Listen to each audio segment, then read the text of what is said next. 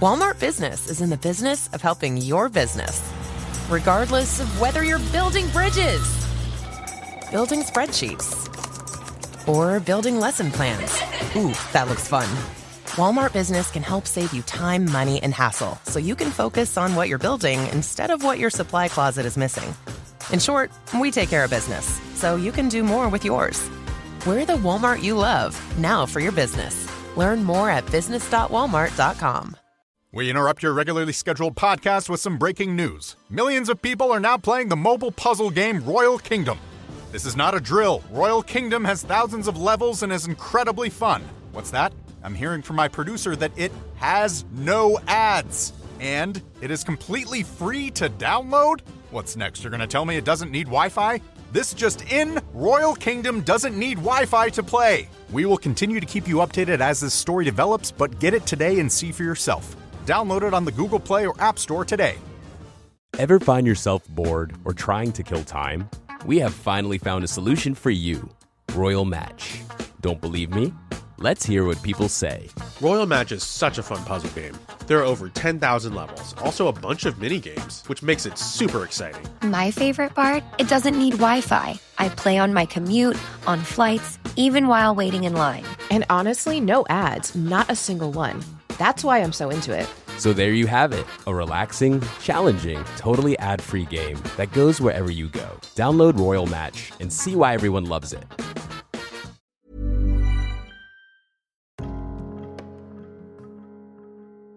Welcome, dear friends, to Mindful Mondays. I'm your host, Ashley Bentley, and this is your weekly invitation to pause, reflect, and reconnect with your inner world, right here on the Neurodivergent Experience podcast. So, here we are, on this final Mindful Monday of the year.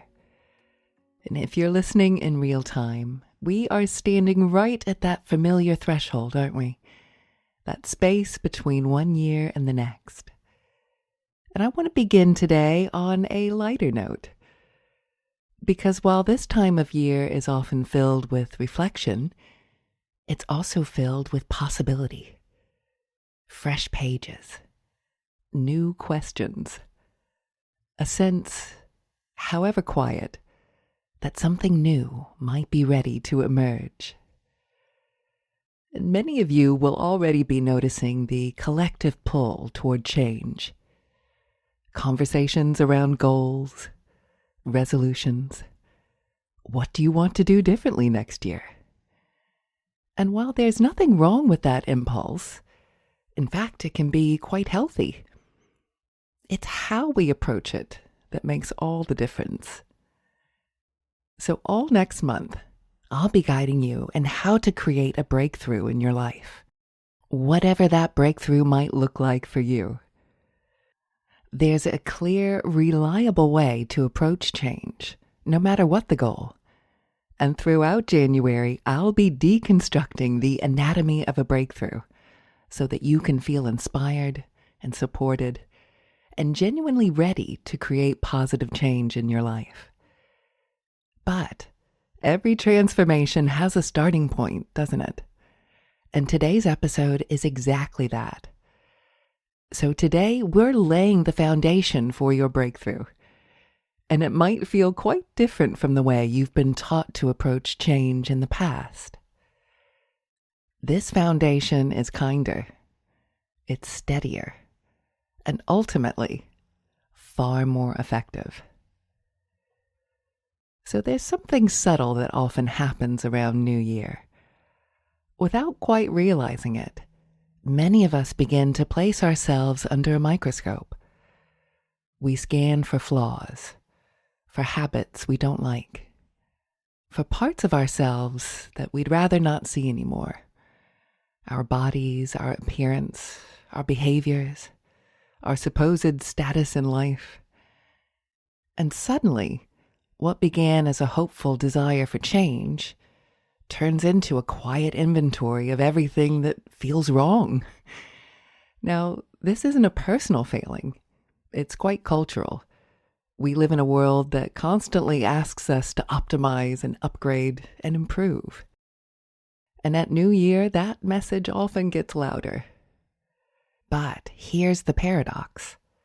When the nervous system receives the message that something is wrong with you, change actually becomes harder. As Alan Gordon so beautifully puts it, you're not a project to fix. You're a person to care for.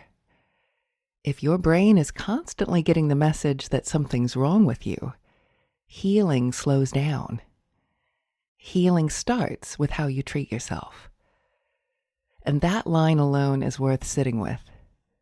Because so much personal development fails not due to lack of willpower, but because it's built on an adversarial relationship with the self. So there's a reason why New Year's resolutions have such a poor track record. And it's not because people are lazy or that they don't want it enough. It's because most resolutions are made from the thinking mind and directed from the unconscious. Much of what we do each day, how we eat and move and respond, how we cope, how we rest, all of those things are governed by automatic patterns, programs. And when you suddenly demand that those programs change overnight, the unconscious does what it's designed to do. It pulls you back toward the familiar. Not to sabotage you, but to keep you safe. This is why sustainable change rarely begins with force. It actually begins with acceptance. And I know how counterintuitive that can sound. Surely accepting myself as I am will make me complacent. And surely loving the parts I want to change means I won't change them. But in reality, the opposite is true. And there's another important layer to name here, especially for your beautiful neurodivergent brain and body. We are wired to process deeply. We feel more, we notice more, and we carry more. Our nervous systems are exquisitely sensitive to pattern and meaning, to threat and possibility, which is a gift, but it also means that much of our behavior runs on well-established, unconscious programs designed to protect us. So when January arrives with its loud call to change yourself, your system doesn't hear inspiration. It hears pressure. It hears demand. And pressure and demand rarely create lasting transformation, especially for a nervous system that has spent a lifetime adapting, masking, and working hard to just belong. And this is why acceptance is not a spiritual luxury for us. It's a biological necessity. When your neurodivergent brain is met with curiosity rather than criticism, something remarkable happens. The nervous system softens, and defenses loosen, and energy frees up. And only then does change become possible. And not because you're forcing yourself into a new shape, but because you're finally working with the system you actually have. This is why so many of us struggle with the idea of loving ourselves as a goal. Love can feel too far away, too idealized, too conditional. But acceptance we can begin with. And from that place, change grows organically. One of the most misunderstood ideas in psychology and spirituality is acceptance. Acceptance isn't resignation, and it's not giving up. And it's also not saying this is fine forever. It is saying this is what's here now. And only from that place can something genuinely new emerge. And Dr. Carl Jung expressed this with his characteristic clarity when he wrote, in essence, that what we resist persists, and what we accept can be transformed. When we push against parts of ourselves with shame or frustration, those parts actually dig in. But when we meet them with curiosity and care, they soften. And this is why the work we're stepping into in January around breakthroughs and meaningful change must begin here. With respect for the version of you that got you this far. And this is really the heart of today's episode. The invitation to fall in love with your humanity. Not in a performative, positive vibes only way, but in a more grounded and honest way. To recognize that the person you are today did the best they could with the awareness, resources, and nervous system capacity they had at the time. Every coping strategy, every detour, every delay, none of it was random. And when you begin to see yourself through that lens, something relaxes. You stop treating yourself as a problem to be solved and start treating yourself as a human to be understood. And from there, change becomes collaborative, not coercive. And this brings me to someone whose work has shaped this understanding profoundly for me, the spiritual teacher Ram Dass, who I have mentioned many times on this podcast.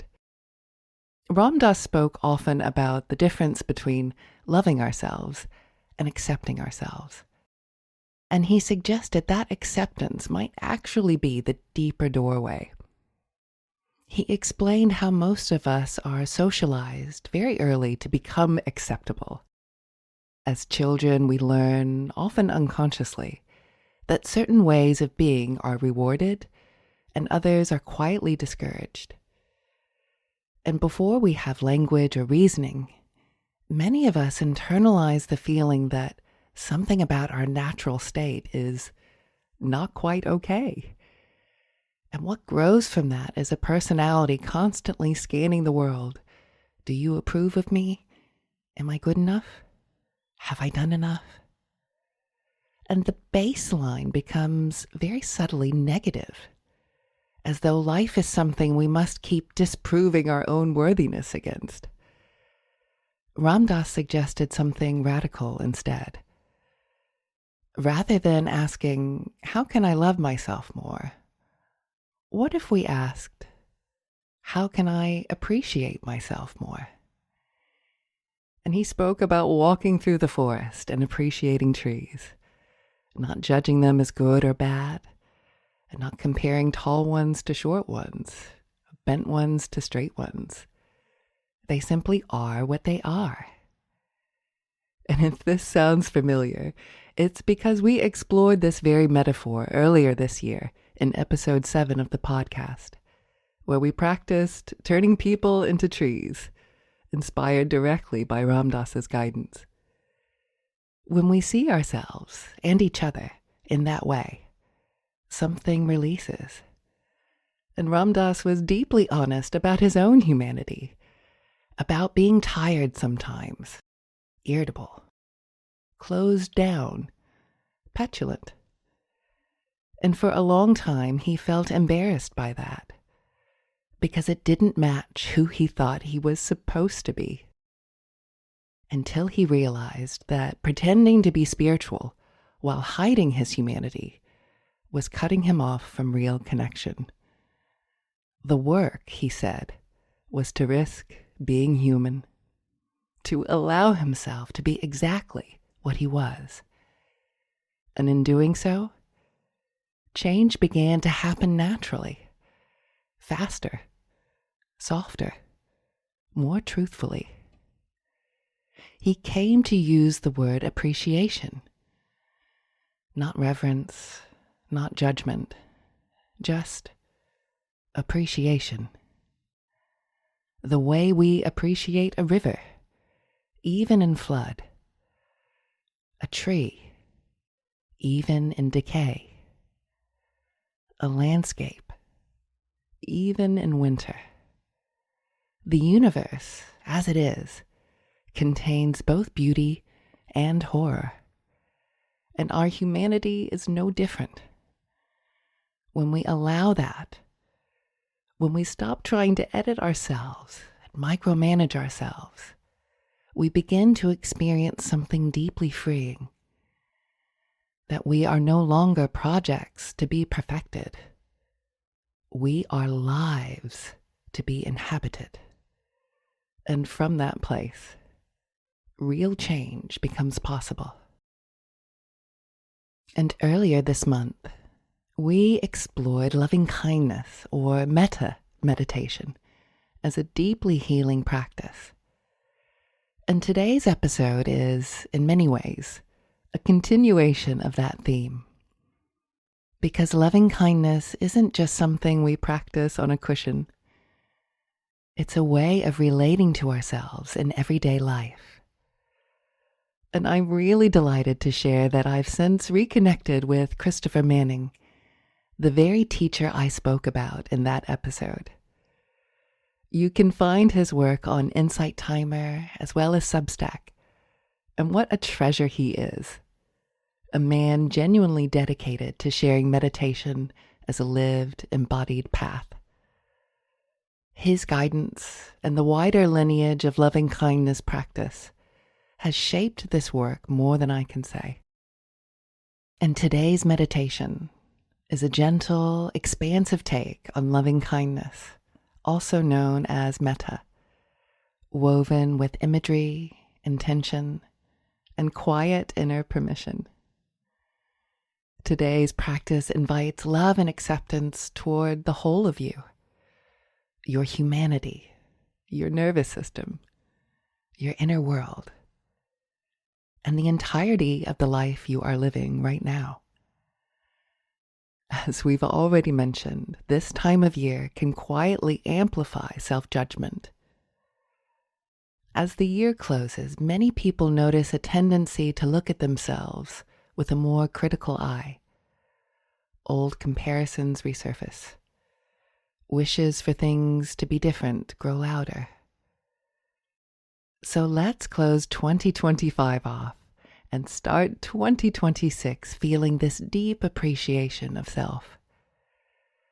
This meditation is an invitation to soften that inner gaze, to meet yourself with the kind of kindness that makes real change possible. By allowing love to reach all parts of you, the seen and unseen, the parts you like, and the parts that are still learning how to trust. So if you are currently driving or operating heavy machinery, please make sure to pause the recording until you can safely come back into stillness.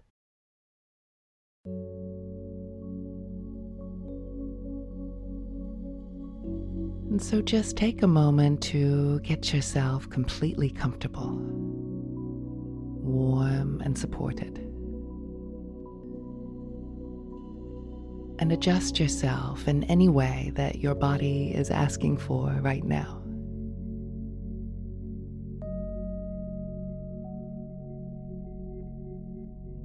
Good, that's right.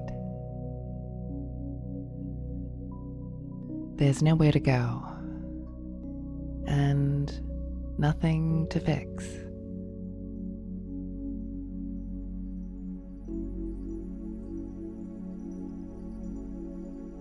And whenever you're ready, feel free to gently close your eyes.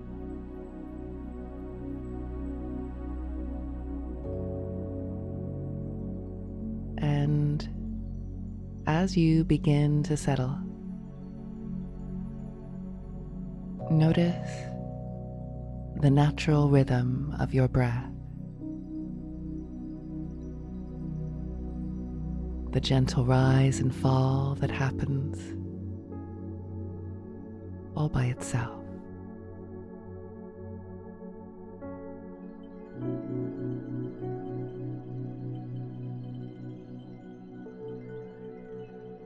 And just allow your attention now to drift toward the center of your chest, your heart space.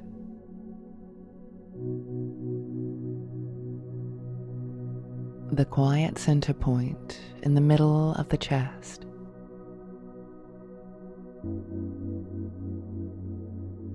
This is a place long recognized across cultures and traditions as the meeting place of emotion, presence, and meaning.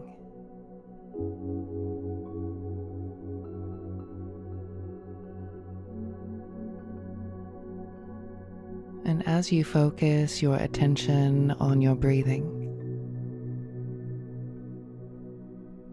your already happening breath,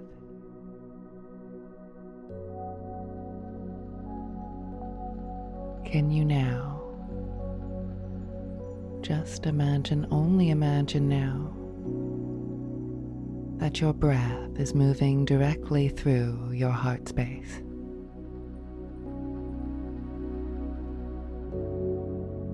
Breathing in through the heart and breathing out through the heart.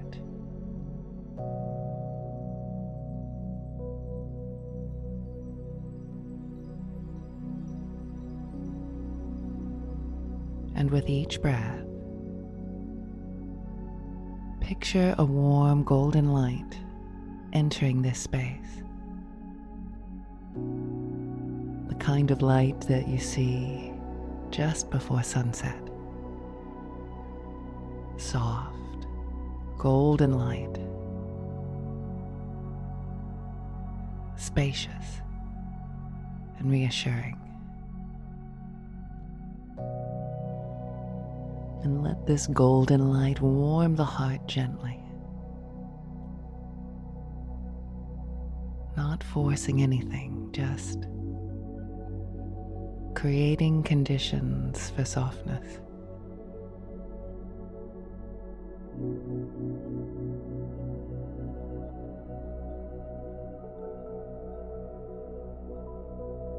And as your attention rests here, this sacred space of your heart, you may notice feelings, memories, or sensations arise.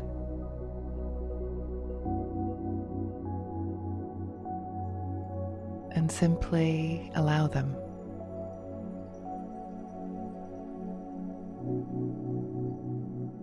This is your emotional center, and it responds when it is met with presence.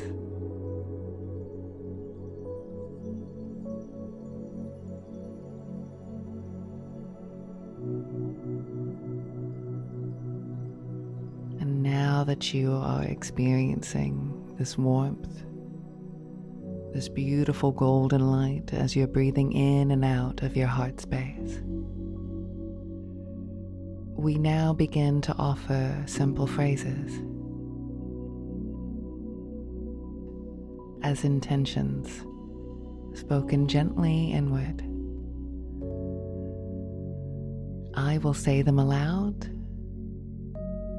and you'll repeat them silently, as if the words are arising directly from the heart.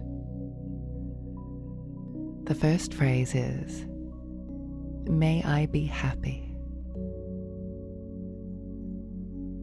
Speaking it silently from inside, as if you are saying from your heart space, and really let that feeling get drawn into your heart center. May I be happy. Just let those words resonate. A wish for your own happiness. May I be well. May I be safe and protected. May my heart and mind awaken and be free.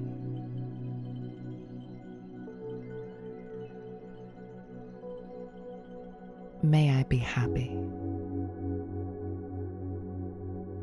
May I be well. May I be safe and protected. May my heart and mind awaken and be free. Just continue saying these phrases to yourself. And remember, it's not really the phrasing that's important, but rather the intent and the sincerity of love towards oneself that matters. So whatever phrasing arouses that feeling of self-love is fine to use. And I'm going to leave you for a moment to continue these phrases. And when the mind wanders, just allow your awareness to drop back down into your heart center and continue on.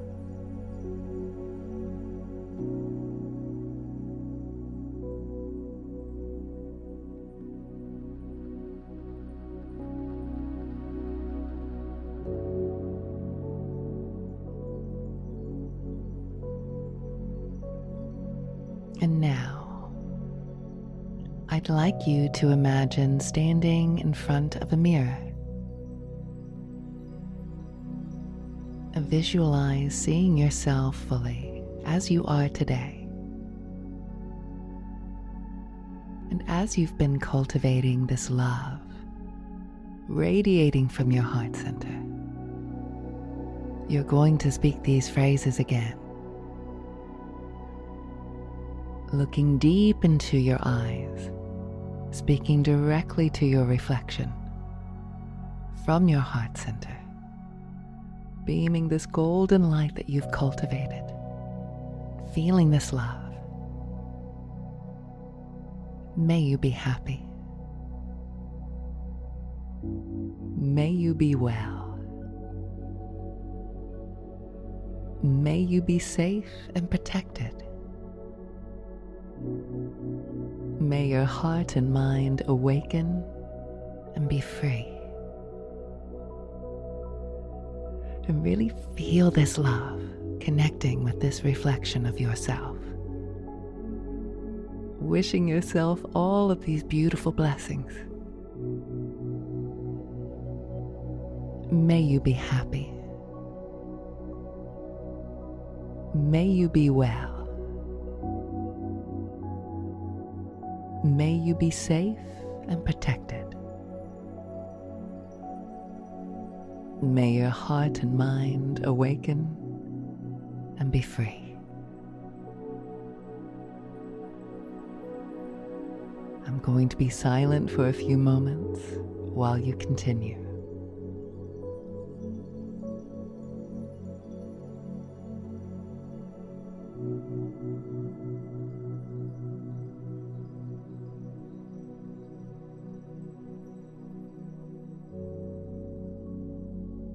And now,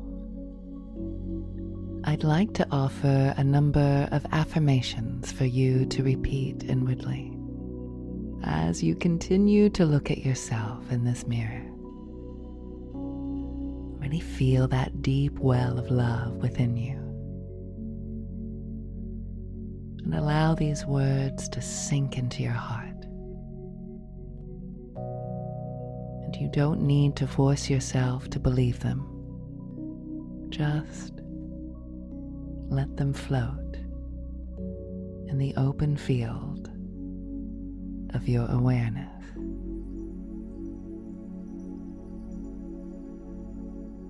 I am worthy of love and kindness exactly as I am.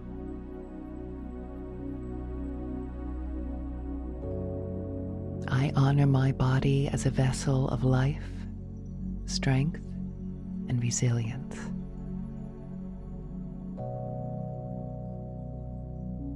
I am learning to embrace myself with gentle, loving awareness.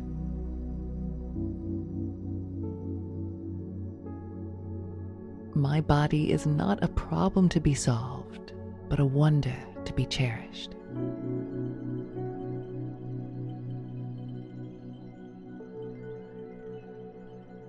I release self-criticism and embrace self-compassion.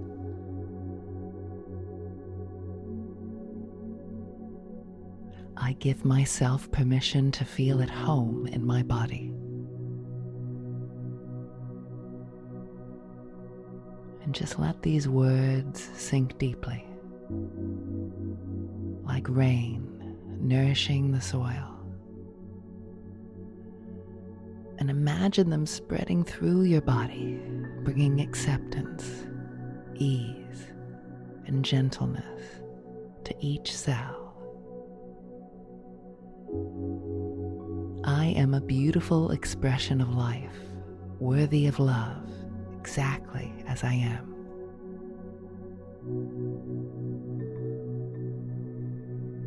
Every part of me is worthy of love and respect.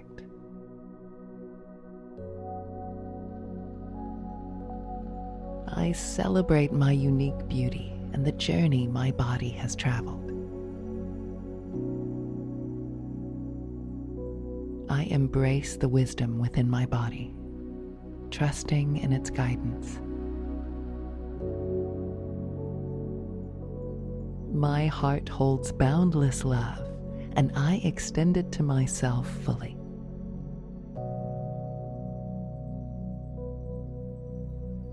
I offer forgiveness to my body for any past judgments.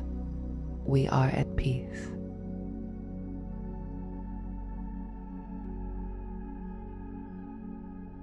I allow tenderness towards the parts of me that have struggled.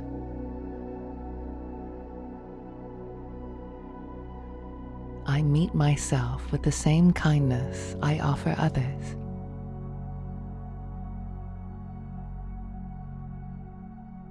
I cherish the strength and resilience my body has shown me. I am whole and complete in this moment, exactly as I am.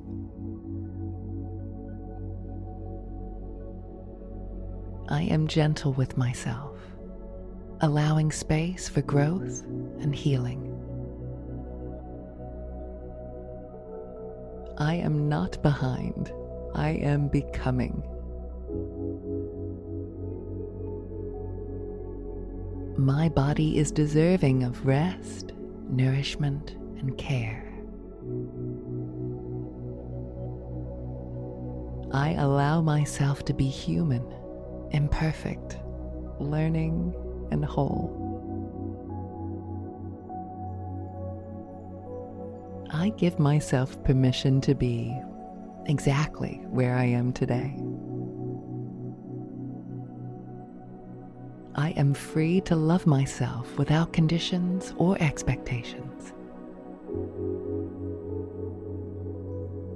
I am a living, breathing miracle, and I honor that truth.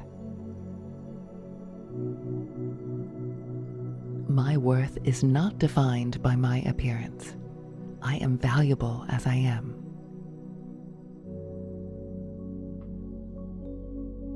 I send love to every cell in my body, welcoming peace and harmony.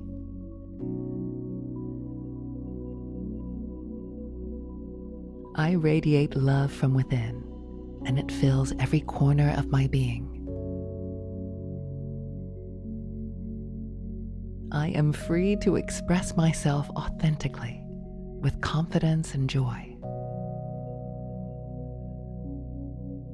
I welcome the fullness of life, knowing I am worthy of happiness. My heart opens to self-love, allowing it to flow effortlessly. I honor my journey, knowing that each step is perfect in its own way. My inner light shines brightly, reminding me of my beauty within.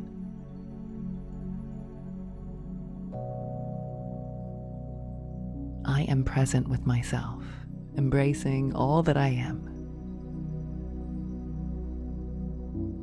Love flows through me, to me, and from me, creating harmony within.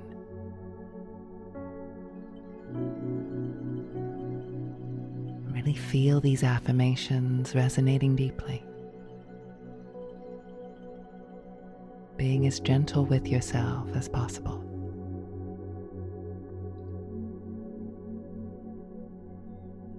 And whenever your beautiful minds are ready and willing to accept all of these beautiful blessings, only then will you open your eyes.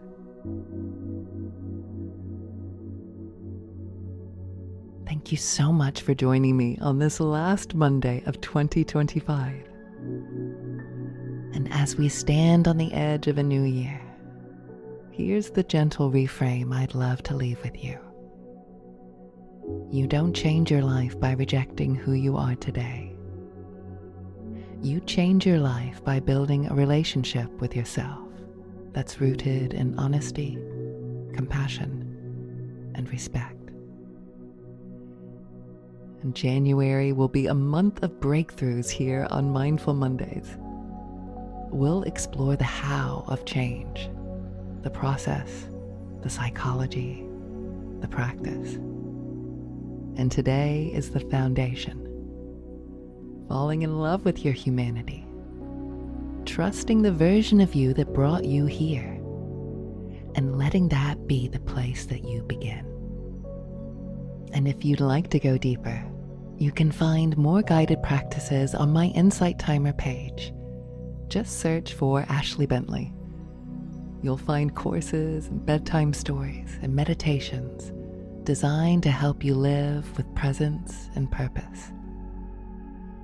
Thank you so much for walking this December journey with me. And remember, we're all just walking each other home.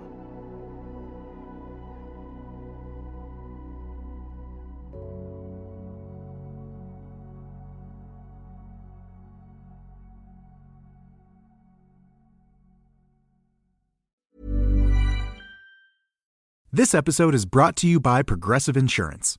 Do you ever think about switching insurance companies to see if you could save some cash? Progressive makes it easy to see if you could save when you bundle your home and auto policies. Try it at Progressive.com. Progressive Casualty Insurance Company and Affiliates. Potential savings will vary, not available in all states.